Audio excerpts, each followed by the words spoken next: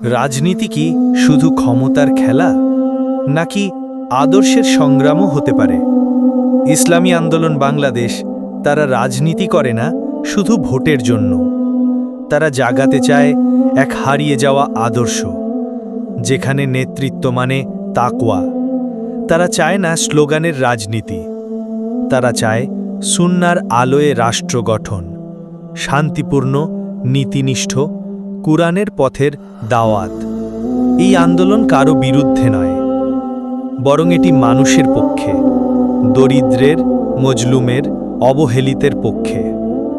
যখন চারদিকে বিভ্রান্তির অন্ধকার, তখন একদল মানুষ বলে, চলো আলোর পথে ফিরি। এটাই ইসলামী আন্দোলন বাংলাদেশ।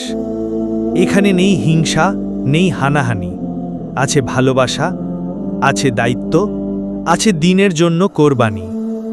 ইসলামী আন্দোলন বাংলাদেশ নয় শুধু একটি দল, এটি একটি দায়বদ্ধতা, একটি দীপ্ত শপথ।